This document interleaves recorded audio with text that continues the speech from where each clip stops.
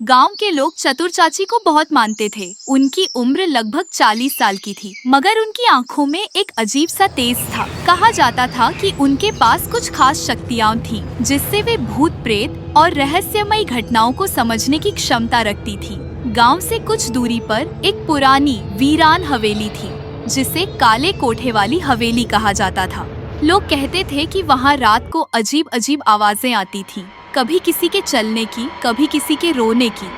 कई लोगों ने दावा किया कि उन्होंने वहाँ सफेद साड़ी पहने एक छायामयी आकृति को घूमते देखा था, मगर जो कोई भी सच जानने गया वह या तो लौटा ही नहीं या फिर पागल होकर लौटा। एक दिन गांव के कुछ लड़कों ने चतुर चाची को चुनौती दी। अगर आप सच में इतनी समझदार हैं तो उस हवेली में जाकर दिखाइए। चतुर चाची मुस्कुराई और कहा, चलो आज रात ही देखते हैं इस हवेली का राज। मगर उनका दिल भी दहशत से भरा था। रात होते ही चतुर चाची एक दिया जलाकर हवेली की ओर बढ़ी।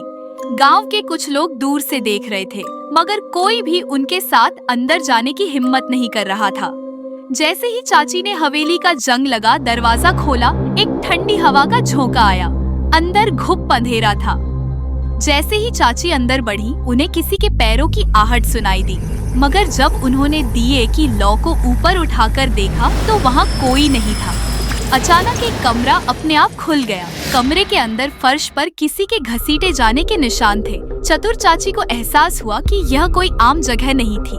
उन्होंने चारों ओर नजर दौड़ाई और देखा कि दीवारों पर अजीब चित्र बने हुए थे, कुछ धुंधले चेहरे, कुछ डरावने संकेत। अचानक उनके कानों में एक औरत की धीमी धीमी सिसकियां गूंजने लगी।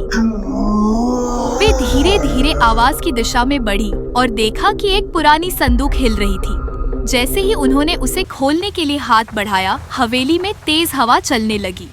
दरवाजे अपने आप खुलने बंद होने लगे और एक साया उनके ठीक पीछे आकर खड़ा हो गया। चतुर चाची बिना डरे पीछे मुड़ी।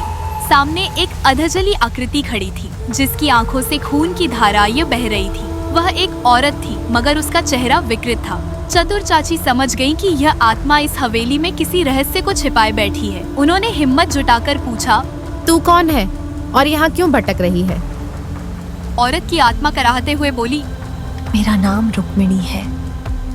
मुझे मेरे ही परिवार ने इस हवेली में जला दिया था। मेरी आत्मा तब तक भटकती रहेगी जब तक मुझे न्याय नहीं मिलेगा। चतुर चाची ने गांव के बड़े बुजुर्गों को बुलाकर हवेली की खुदाई करवाई।